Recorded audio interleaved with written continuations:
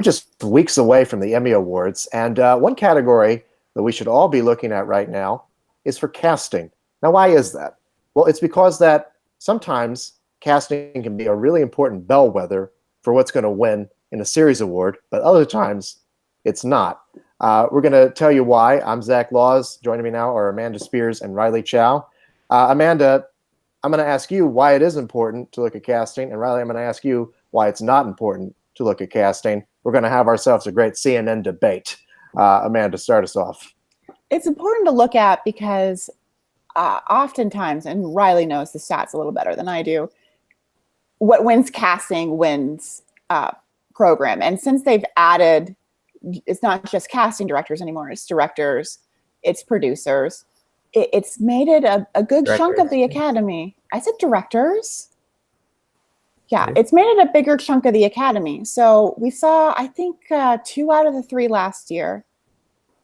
But we really shouldn't have put too much weight behind the Stranger Things win just because, you know, directors and producers are going to know how hard it is to find 5 great kid actors and a handful of teenage actors to base a drama series around. So that one we maybe put a little too much stock in, but it's going to be an important category. Riley, why are we wrong? Oh, why are we wrong? Well, you know, there are only 4 casting categories, and last year 2 of them did not match up with the series winners. So there's that. I mean, it made a fool out of all of us here at Gold Derby when Stranger Things won, and then we largely based our predictions for drama series around that. And now, you know, for the last year, people keep saying, like, none of you guys even predicted The Handmaid's Tale. Well, let's go through these casting categories and, you know, whether or not we think a win here is going to, you know, predict a win in the series race. Let's start off with comedy. We've got nominated here Atlanta, Barry, Glow, The Marvelous Mrs. Maisel, and Silicon Valley. All 5 of those are also nominated for comedy series. Amanda, what's going to win and why? Well, last year Veep won for its like 6th season, which makes no sense. And this is a category that used to favor new shows because you have to find all the characters. You have to find all these people. So what you have really is a look at the 3 that are running for comedy series: Barry, Atlanta, and The Marvelous Mrs. Maisel. And I think you can knock out Barry because, you know, Bill Hader created the show. And then, you know, getting Henry Winkler is not like you're finding some nobody. He's very well known. Right. So then you have Atlanta again. He's the Donald Glover show. So yes, they had to find the other 2, but for me, this has to be where Marvelous Mrs. Maisel makes its mark. It has to win here. I'm probably still going to predict it regardless because I've been waiting so long for this, but you know what? Rachel Brosnahan, from her past work on House of Cards, doesn't scream stand-up comic. So, you know, she still had to audition. They still had to find some of these characters. And yeah, I think it's perfectly cast. You have to find the right person to play her father. I think it's the one that's probably going to have the edge. But on the other hand, I mean, you know, finding Tony Shalhoub is not exactly a great find. Let me ask you about one show that you didn't mention, and that is Glow. Riley, you know, as Amanda was talking about with Stranger Things, you know, they had to find all these kids, right? Glow is made up of a lot of unknowns. I mean, I know there's Alison Brie and Mark Maron and Betty Gilpin, but there's also, you know, all this big cast of wrestlers, you know, a lot of these women who we haven't seen before in anything. Do you think that could have an advantage, or do you agree with Amanda that, you know, although it's got a lot of star wattage to it, Mrs. Maisel could kind of win here as the comedy series frontrunner? Well, now that I can say what I actually think instead of just having to argue aside, I think these casting categories absolutely matter. I mean, these wins by Game of Thrones and Veep have been ridiculous. But, you know, since they got rid of the tapes, they got rid of, you know, everything that went along with the submissions, like, you know, saying who they've actually casted in the most recent season. And now that it's being voted on, not just by casting directors, but also directors and producers, and it's being voted by these entire branches, it seems to line up way too much with the series categories. So I think the safe choice is always going to be just go with whatever you think is going to win series.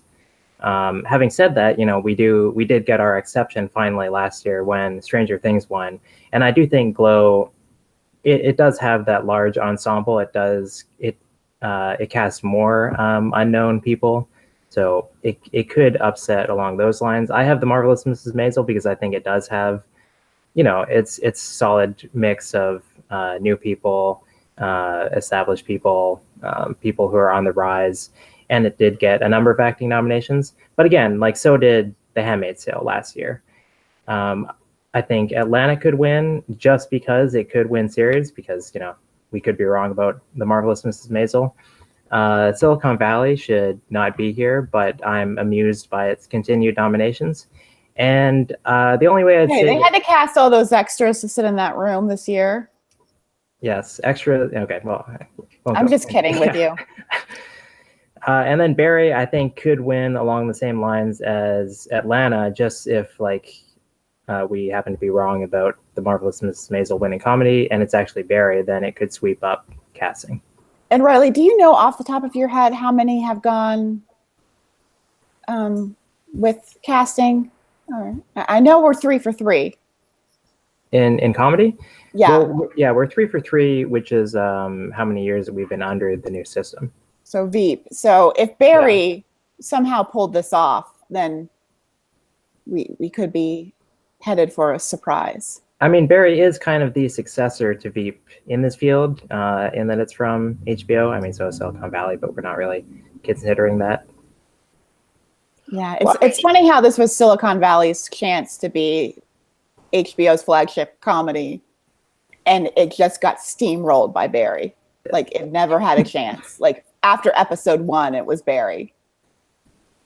You should mention that, the first year that Veep won for casting, it was also the first year that it won for comedy series, and that was in its 4th season. So, that I do think was an indication that we should be watching out for it in series. Wasn't Hugh Laurie like the big cast member that season? Like, that was their big casting? And it took them a long time to find him. Yeah, I'm sure. Audition after audition. All right. Well, I am. I guess I'll go with Marvelous Mrs. Maisel as well. Although, and it's not like Rachel Brosnahan was a known by name kind of actress. I mean, I'm sure people were like, "Hey, I've seen her in that show." Also, I'll say that if you're looking at who's voting for this category, we talked about producers, casting directors, and directors. I mean, the casting directors, their guild hasn't chimed in yet because they have the same eligibility period as the Emmys. But the Directors Guild nominated Marvelous Mrs. Maisel, did not nominate Glow. And the Producers Guild awarded Marvelous Mrs. Maisel and did not nominate Glow. So I feel like Glow did not necessarily do that well in the nominations round of voting. Yeah. Right. I guess, though, I mean, if you are going to pick a spoiler in this, it's not just people who, are unknown, but it's also casting these people in roles that you wouldn't expect to see them in. I mean, like, I don't think anybody thought that, Mark Maron has a very obvious talent as a comedian, but I think he's surprised a lot of people as an actor, although he should have been nominated. But that's for a different. Yeah, that show had all the indications that it was going to have a great Emmy morning. Like, the SAG Awards really did us a disservice this year. Like, what the heck? Well, it still did. I mean, it got 10 nominations. It's just I know, but there's no Alison Brie. There's no Mark. No. There's a lot of things that's missing that we should have seen based on its guild performance, based on how it did at the SAG Awards, and we know how rare it is for first season shows to get in. The Netflix campaign, all those ones where it says the #1 show of the year from Entertainment Weekly. Well, I'm sure that if they weren't simply name checking a couple of people who shall remain nameless, I think Alison Brie and Mark Maron totally would have gotten in. We already know that season 2 is just as good, if not better, than season 1. So I think that they might be in the running next year. Let's talk about drama casting. There we have The Crown, Game of Thrones, The Handmaid's Tale, Stranger Things, and Westworld. Stranger Things, as we mentioned before, was the one that tripped us up last year. So, Amanda, do you think that Stranger Things could repeat here this year? Or do you think that maybe we could see either The Handmaid's Tale or Game of Thrones? Is this an area to watch for which one of those two we should be predicting for best drama series? I mean, I think Stranger Things will always be a factor in this race just because they have that damn kid factor kind of a thing where it's like, they say never work with kids or animals, and kids is their entire cast. I mean, that the bar for casting that is one of those things where even a director or producer, like I said, can step back and go, yeah, I love The Handmaid's Tale, but Elizabeth Moss is in her 30s and Millie Bobby Brown is 13, and there's no guarantee that there's just a higher risk of problems. They had to find the entire cast minus David Harbour and Winona Ryder. I do think that this year it will come down to probably The Handmaid's Tale or Game of Thrones, and neither of them should win because I think they each added like one new person each. Mm-hmm. Like, bravo on your gutsy casting. But this is one that it would make me think about changing some of my predictions. Like, I don't like to make reactionary predictions. I usually like to stay the course. But this is one where if The Handmaid's Tale wins, depending on how Game of Thrones does with the rest of the creative arts, I might jump on board that. But, if Game of Thrones wins, what's the record, 13? If it wins 12 awards and one of them's Diana Rigg, I'm not going to pay attention to casting. So it's a very kind of wait and see. But I do think this year it is between the two. But I think next year, look out for The Crown, since they'll have to recast the whole thing. So, the casting directors and everyone might give it that nod. Well, to that point, I mean, is there, Riley, a spoiler either by The Crown or Westworld, which did add a significant number of new people? I think it did. I mean, I lost count after a while, but I know there was at least a couple more people. Or do you think this is just between last year's winner or the two series frontrunners? I mean, it's tricky because if you want to say like what should win this award on merit, I mean, none of these shows are in their first seasons. So I don't see Stranger Things winning again because it doesn't have that same argument. So I think then you have to go back to the old way we used to predict this. And by old way, I mean in 2015, or I guess just 2016. Yeah. In which case you look at who's going to be taking the series race. So I've got The Handmaid's Tale, so I'll say The Handmaid's Tale. But, Game of Thrones was the first drama to win for its 6th season. So it's not outside the realm of possibility that it also wins for its 7th. It won for its 5th and 6th season. Yeah. Can I ask something a little, just slightly off topic? Zach, anything you want. Yeah, because I was looking at, what got left out from last year because I'd forgotten, with the addition of Game of Thrones. And how in the world did This Is Us, a show that is written in such a way that every single actor and guest actor has an Emmy tape ready to go? How did that miss out in casting? I think it's just it's just the breakdown of who's voting for it. It's never gotten a Producers Guild award. It's never gotten a Directors Guild award. It's never gotten a directing nomination. Maybe if it was just casting directors voting, then it would still get in.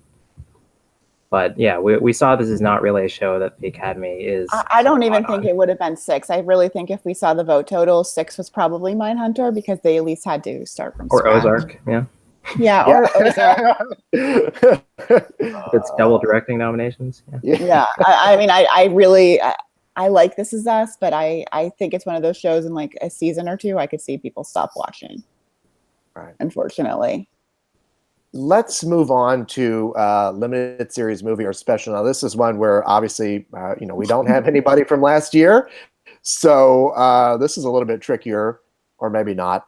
We've got the assassination of Gianni Versace from American Crime Story. We've got Godless. We've got Jesus Christ Superstar. We've got The Looming Tower. And we've got Patrick Melrose. Amanda, since Versace has got those 18 nominations and is in the lead to win series, do you think that this is basically just in the bag for it? Or, is there something else? It's the whole Jesus Christ Superstar that worries me, because it is, the apple in a bag of oranges that you should return. Again, if you find an apple in a bag of oranges, you need to go back to the store. It's such an anomaly. Or just eat the apple. I get Donuts, that they had John Legend. I get that they had Sarah Bareilles and they had Alice Cooper. But they still had to find Brandon Victor Dixon. They still had to find that huge, large ensemble of very specifically talented individuals. I don't care if you love or hate Ryan Murphy Productions. You have to hand it to him as far as casting is concerned. It did win the last time it was in competition. But if it loses to Godless, I'm going to switch. Yeah. I'm going to switch. I'm sorry. But that's going to be one of my reactionary predictions. I'm going to switch. You think it's between those two, Riley? I'd say it's between, I'd go with Versace because, this is even one of those things where it probably would win on, merit, since it does have, this ensemble and people that we haven't necessarily seen before. I find interesting how the Academy, they don't tell us how many people are in each branch, so we kind of have to guess, is the producer's branch bigger? Is the director's branch bigger? That kind of thing. But I think we can say that the casting branch is a lot smaller than the directing and the producing branch, because the casting directors have awarded Black Mirror and they've awarded Bloodline, and these are shows that can't get into the nominations here. And actually all 5 of the nominees for casting for a limited series are also up for directing for a limited series. And Black Mirror also won the Producers Guild. So I think really it's just whatever show is appealing to the directors is what we have to watch out for. Right. And it's not like the assassination of Gianni Versace is just, they did have to find Cody Fern. They did not, and they found Sterling K. Brown. So again, it's one of those things where there's still some digging it had to do. It had to find those actors that were playing the Miami police officers. Jesus Christ Superstar. NBC might have a sneakily good evening, a good Emmys.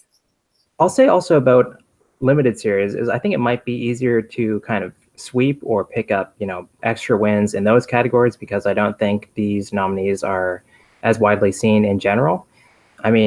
Last year, you would think that maybe The Night Of could have won on merit, since they found Riz Ahmed even before he made Nightcrawler. And then they had to recast, Exactly, yeah. But James it still Gandolfini was swept up by Big Little Lies. Yeah. This is one where this and costumes. If the assassination of Gianni Versace can't win costumes and can't win casting, it's not going to win series. I'm sorry. Those should be the easiest pickups. Now, if it can't win casting and it loses to Jesus Christ Superstar, I'm less likely to go and start making changes. But if it loses to Godless, which arguably Versace has 4 good, well-known actors in it, I think you kind of start seeing problems. Yeah, I think I'm going to go with Versace, because it is the nomination behemoth in the category, mm-hmm. and also because Ryan Murphy is, if nothing else, praised for his ability to cast people well and to cast people against type. We certainly saw that with Darren Criss. Let's move on to the last casting category, which is for reality program. We have last year's winner, Born This Way. We got Project Runway, Queer Eye, RuPaul's Drag Race, and The Voice. Amanda, this was one of the 2 casting categories that did not go along with did not result in a series win. Do you think that can happen again this year, or do you think that we might see this as a place to look out for RuPaul versus The Voice? No, because I think Queer Eye is going to win. I think one, this combines all three types of reality programming. So there's far more likely a chance for an upset than there is in limited series movie or drama series. So because of that, and I think because of the fact they had to find the 5 right men to, go around telling straight guys, tuck in your shirt and wear a belt. Put this avocado on toast. Yeah. You have to find the 5 right people for that. I think it's going to win. I don't necessarily think that's going to be a shoo-in for it winning series or speak that RuPaul or The Voice is lessened. Now, if RuPaul wins this and wins host again, then yeah, it starts looking good because we want to watch out for how does RuPaul versus The Voice perform. But I think this is the one to go with the first season show. Was Born This Way the first season last year? Let me check. No, It was in. No, it's the newest. It's the newer of the nominees. Just looking over the past nominees from that year. So looks like it was in its second. Thank you. Thanks. Yeah, I think this is the one where they had to find these 5 guys. So for me, I would go with Queer Eye and then possibly RuPaul, because again, you're looking for a very specific type of person where The Voice doesn't care if you can sing or not, because they need a few of those no's on there. Well, Riley, I mean, should we just predict what won last year and go with that, or do you agree with Amanda that it could be Queer Eye or it could be something else? I agree with Amanda that they're not only casting the contestants, but they're also casting the hosts in this case, and it does seem to be the show with the buzz. Riley and I agreeing is like weird. It's like I'm sorry. Born This Way went on to win the award from the Casting Society as well, which interestingly actually awarded The Handmaid's Tale over Stranger Things.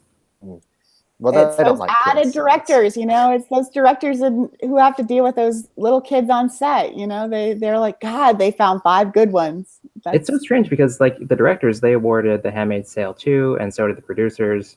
But yeah, I mean, good on them voting in this category, because I do think Stranger Things should have won. And at least they're thinking. That's at least what they're saying is they're thinking. Because getting Alexis Bledel, Ann Dowd, Yvonne Strahovski, Joseph Fiennes, and Elizabeth Moss, I mean, that's a less risky scenario than children. Well, if we've learned anything, it's that we don't know much of anything at all. No, these are important categories. The 3 of them are very important. Reality is a little bit more complicated because it combines 3 different series categories. But in this case, I was just trying to come up with a witty and snappy exit out of the. No, we know what we're talking about. You can just cut it off suddenly. Yeah. Thank you all for watching, and thank you for debating.